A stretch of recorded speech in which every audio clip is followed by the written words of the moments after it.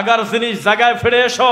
মুহাম্মদ সাল্লাল্লাহু আলাইহি ওয়াসাল্লামকে আল্লাহ নিজে সম্মান দিয়ে তাকে মর্যাদা বাড়িয়েছেন, নিজে নিজে তিনি কোনোদিন সম্মান বাড়াতে পারে না। এই বাড়ানোর ক্ষমতা কার? তাহলে বালাগাল উলা বিকামালিহি, যিনি বলেছেন তিনি বোঝেন নাই। যিনি বলেছেন মসজিদের পাশে কবর দিও, আমি মরে গেলে যাতে মরা পর্যন্ত তেলাওয়াত শুনতে পারি, হাফিজিয়া মাদ্রাসা এই কারণে করে দিলাম, এই হাফিজিয়া মাদ্রাসার পাশে আমাদের 5 জনের 5টা কবর হবে। 1 আমার, 2 আমার বউ, 3 আমার মেয়ে, 4 আমার ছোট ছেলে, 5 আমার বড় ছেলে। এই 5 জন মানুষ আমরা কোরআনের মাদ্রাসার পাশে শুয়ে থাকবো, সারাটা জীবন আমরা কোরআন শুনবো। এ দাবিটা মিথ্যা। এ ধরনের কথা কোরআন সুন্নাহয় কোথাও নাই। আছে কি? এই কোরআন তেলাওয়াতের প্রতিষ্ঠানটা করে গেলাম, আমার কবর হবে কোথায় আল্লাহু আলাম, সেটা ভিন্ন কথা। তবে মরা পর্যন্ত সাদাকা জারিয়ার আমি নেকি পাবো। কিন্তু এইখানে শুয়ে থাকলে কাছাকাছি হওয়ার কারণে কবরের আযাব হবে না, এ কথা মিথ্যা।